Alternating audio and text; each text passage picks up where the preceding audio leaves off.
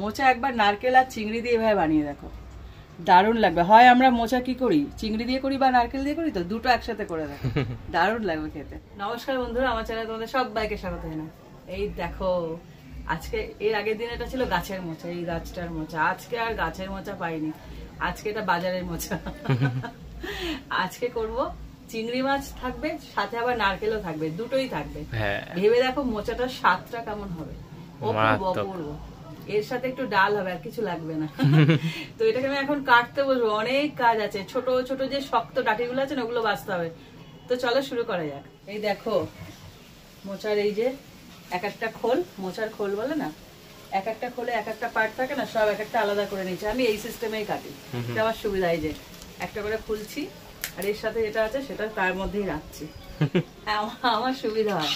এবার যে যেরকম সুবিধা সে সেভাবে কাটে, আমি এভাবেই কাটি। দেখো অনেকটা ছোলা হয়ে গেছে, আর এই যে খুললাম আর খুলবো না, মানে এটা পুরো নিয়ে নেবো, এটা কিন্তু আর কাটবো না।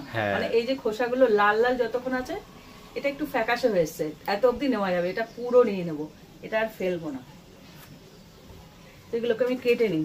এর মাঝখানে যে এই যে তোমরা সবাই জানো, তাও বলছি, এখানে দুটো জিনিস ফেলতে হয়। এক হলো এই যে এরকম একটা শক্ত অংশ আছে এটা, আর এই যে শক্ত ওই যে বুট্টুমটা মাঝের, এইটা ফেলতে হবে। এই দুটো ফেলতে হবে, এই দুটো ফেলে ফেলে আমি একটা একটা করে কেটে নিই, সময় লাগবে। দেখো সমস্ত কাটা হয়ে গেছে, আর এই যে এগুলো বেরিয়েছে এক্সট্রা, এই এর মধ্যে এই যে কেটে রেখেছি, এটার মধ্যে একটু লবণ হলুদ দিয়ে রাখবো, কালচে হয়ে যায় তো, তার জন্য বেশি না, একদম অল্প দিয়ে এটাকে ভিজিয়ে রাখবো। ততক্ষণ ও উনুন ধরাতে থাকুক, এটা ভিজতে থাকুক। দেখো এদিকে আমার উনুন ধরানো হয়ে গেছে, আর এদিকে লবণ হলুদ জলে ডোবানো ছিল প্রায় 30 মিনিট।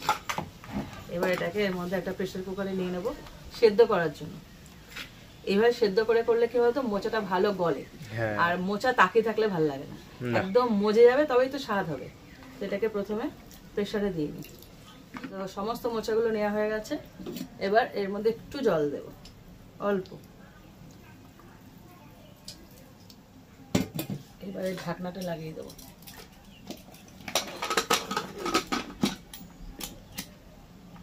আমার প্রেসারে ঢাকনা আটকানো হয়ে গেছে, এবার উনুনটায় বসিয়ে দিচ্ছি। এবার সিটি মেরে নেবো যতক্ষণ না গলে যায়। 7 থেকে 8টা সিটি মারলে এটা পুরোপুরি গলে যাবে। দেখো আমার এটা সেদ্ধ করা হয়ে গেছে, এবার এটাকে নামিয়ে নেবো আর কড়াইটা বসিয়ে দেবো। এই মোচা রান্না করতে গেলে না হাতে অনেক সময় লাগে। প্রথমে কাটো, ভেজা, এই গিয়ে রান্না শুরু হচ্ছে, এই গিয়ে রান্না শুরু হচ্ছে, এটা সত্যি কথা। এবার এর মধ্যে দিয়েছি তেল, এটা গরম হয়ে গেছে। এই দেখো কত বড় বড় চিংড়ি মাছ নিয়েছে আজকে। এবার এর মধ্যে একটু লবণ হলুদ মাখিয়ে এটাকে ভেজে নেব। যা বড় বড়, দেখো কত বড় বড় চিংড়ি মাছ। এটাকে ভেজে নেব প্রথমে।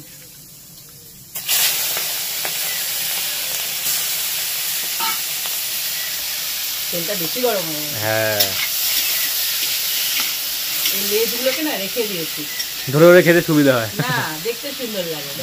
বড় বড় তো, মানে গলদার থেকে একটু ছোট, বড় বড় চিংড়ি মাছ। আর এনার নাকি পোষায় না চিংড়ি মাছ, এই চিংড়ি হয়ে গেলে পোষায়। অনেকটা দিয়েছি, মানে 400 গ্রামের উপর চিংড়ি মাছ আছে। তো এটাকে ভালো করে একটু ভেজে নিই। চিংড়ি মাছটা দেখো পুরো ভেজে নিয়েছি, এবার এটাকে তুলে নেবো।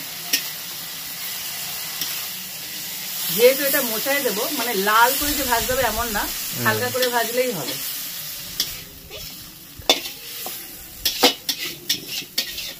এই যে নির্যাস সব তুলে নিতে হবে, তাহলে পুড়ে উঠবে কড়াই। এবার এর মধ্যে তেল দিয়ে দেবো। মোচা তো একটু তেল বেশি লাগে।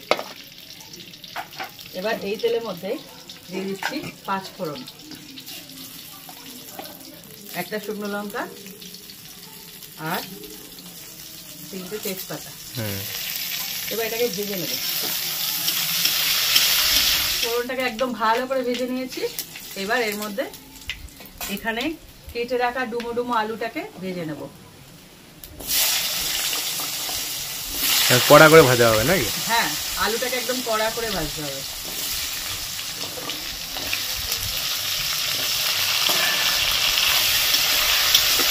পুরো লাল করে। এই দেখো এখানে আলু ভাজা হচ্ছে, আলুটা লাল করে ভাজা হোক। আর এদিকে আমি, তোমরা জানো আমি কিছুই বাদ দিই না, যেগুলো খাওয়ার জিনিস অবশ্যই, এটা ভেবে বলো যে খাওয়ার না জিনিস হলেও খাই।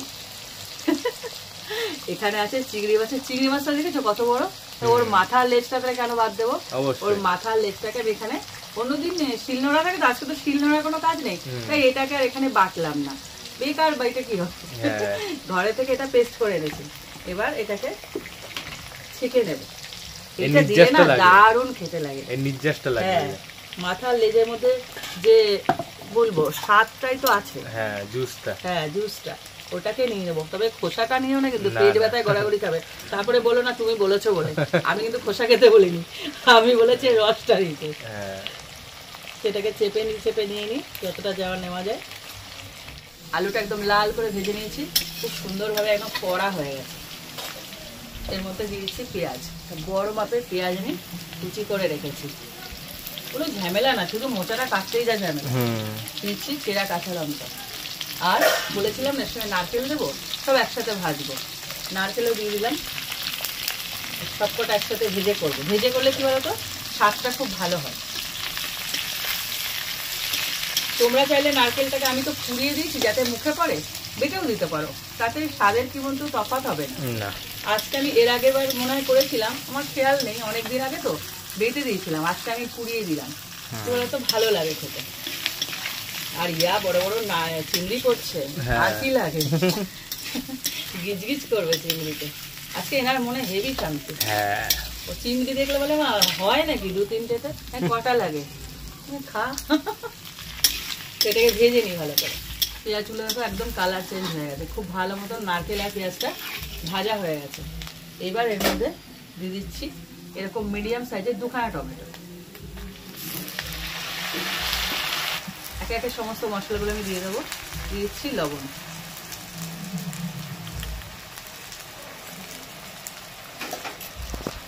হলুদ গুঁড়ো, জিরের গুঁড়ো। জিরের গুঁড়ো যেহেতু ভাজা দিচ্ছি দুবারে দেবো, নামানোর আগে আবার দেবো। তোমরা মনে হয় এর আগেও ভিডিওতে দেখেছো আমি জিরের গুঁড়োটা এই মোচাতে ইউজ করি ভাজাটা। আর কি বলতো নামানোর আগে দিলে জিরের যে ফ্লেভারটা খুব ভালো লাগে।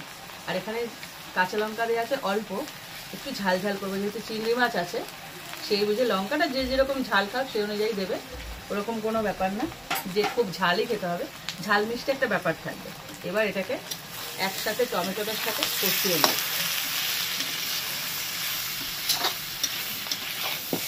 যতক্ষণ পুরো টমেটোটা মিশে যাচ্ছে। দেখো সমস্ত মশলাগুলো কষানো হয়ে গেছে, এখনো মতো টমেটো কিন্তু পুরোপুরি গলেনি। ঠিক এই সময় যে মাথা বাটাটা ছিল, মাথা লেজ, ওই রসটা দিয়ে দেবো, এর সাথেই কষিয়ে নেবো একবারে। কেন এই যে রসটা না চিংড়ি, এটা কষিয়ে নিতে হবে, এটা তো কাঁচা, ভালো করে এর সাথে কষিয়ে নেবো। মনে হচ্ছে না কতটা জল হয়ে গেছে, এক্ষুনি শুকিয়ে যাবে, টেস্টটা ঢুকে যাবে এর মধ্যে, এটাতেই তো মেন টেস্ট। হ্যাঁ চিংড়িটা এখনো ভেজে তুলে রেখেছে, ওর তো দেখা নেই, শেষে দেবো। আসল হলো লেজ আর মাথাটা। আর যখনই তোমরা এরকম বড় সাইজের চিংড়ির কোনো রেসিপি করবে না, তখনই এটা করে দেখো, যে কোনো রেসিপিতে ভালো লাগে। দেখো সমস্ত কষানো হয়ে গেছে, একদম মাথা লেজ জল ও রস সব কষানো হয়ে গেছে। এবার আমি দিয়ে দেবো সেদ্ধ করা মোচাটা। দেখো কি সুন্দর গলে গেছে, এরকম না করলে না খেয়ে মজা নেই না।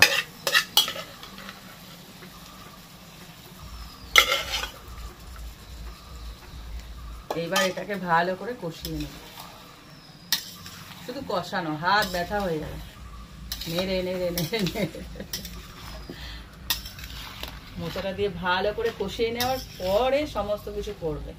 এখন তো চিংড়ি মাছ ঘুমাচ্ছে, ও দেখা নেই, ও ভেজে টেজে একদম রেখে দিয়েছে তুলে।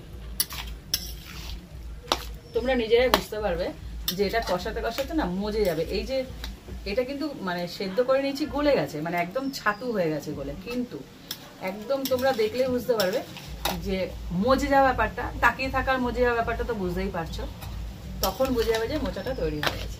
কষাতে হবে, কতটা মোচা দিয়েছি দেখো, কতটা মজে গেছে। এইবার দিয়েছি চিংড়ি মাছটা, একদম ভরে গেল। দারুণ লাগলো। চিংড়ি মাছের মাথা লেজ বাটা আবার নারকেল সব একসাথে আছে। এটা কষাবো যখন তখনই গরম মশলাটা দিয়ে দেবো।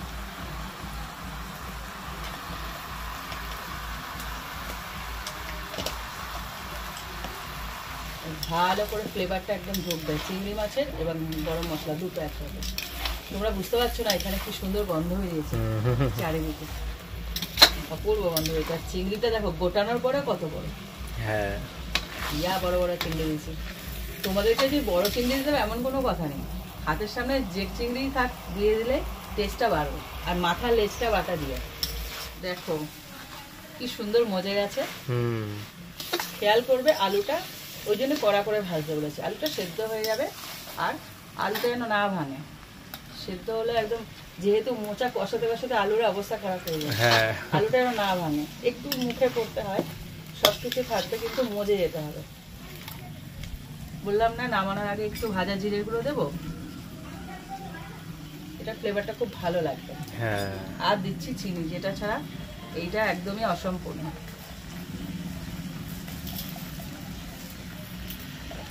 এটাকে মিশিয়ে দেব।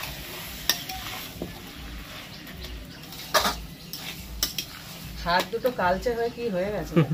মোচা কাটলে, লতি কাটলে, এগুলো কাটলে একটু কালচে হবেই। ভালো খেতে গেলে একটু কষ্ট করতে হবে না বলো? শুধু পাতে পড়বে আর খেয়ে নেবে, এদের আর কি ওই আর কি। আর একটা ডাকছে, কোথায় এসছে? এইখানে চলে এসছে, ওই যে ডাকছে। বাচ্চা কাচ্চা নিয়ে আবার চলে এসছে। ছোট ছোট গুলো বড় হচ্ছে চোখের সামনে। দেখো আমার মোচাটা রেডি হয়ে গেল। আমার মোচা নয়, মানে মোচা চিংড়ি আমার মোচা নয়, এটা আমার গাছেরও মোচা নয়। আমার এখানে একটা কলা গাছ বড় হয়েছে, মোচা হলে দেখাবো, ওখান থেকে পেরে একদম রান্না করে দেখাবো। তো রেসিপিটা এখানে শেষ করলাম। তোমরা এইভাবে মোচা চিংড়ি তো তোমরা খেয়েছো, সাথে নারকেল দিয়ে একবার হলো বানিয়ে দেখো, মানে অপূর্ব স্বাদ হয়। বললাম না, নারকেলটা কুড়িয়েও দিতে পারো, বেটেও দিতে পারো, যেভাবে হোক, কিন্তু নারকেলটা দিও। এইভাবে বানিয়ে দেখো। সমানে নাড়তে নাড়তে কথা বলি, কেননা একদম মজে গেছে তো, মানে নামানোর সময় হয়ে গেছে, লেগে যেতে পারে। হালকা হালকা তাপ আছে এখন। রেসিপিটা ট্রাই করে আমাকে কমেন্ট করো কেমন খেলে নারকেল মোচা চিংড়ি। খেয়ে দিয়ে আমাকে কমেন্ট করতে তো বললাম, এবারে লাইকটা কে দেবে? তোমরাই দেবে, ভালোবেসে দেবে, আমি জানি তো। আর রেসিপিটা একটু শেয়ার করো। আর এরকম আরো রেসিপি পেতে আমার চ্যানেলটা সাবস্ক্রাইব করে দিও। আর আমার চ্যানেলে প্রত্যেকটা ভিডিওতে এরা থাকে, ওই দেখো চলে যাচ্ছে, বাড়ি চলে যাচ্ছে, খাওয়া দাওয়া বাড়ি চলে যাচ্ছে। খাওয়া দাওয়া হয়ে গেছে। আমাদের এখানে একটা মানে মাটির থালা দেওয়া থাকে, ওর মধ্যে ভাত দিই। রোজ ভাতটা আগে করে নিই তো, রোজ একদম একই টাইমে। আবার দেখে এরকম করে যে আমার ভয় পায়, মানে চেনা হয়ে গেছে আস্তে আস্তে। আজকের মতন টাটা।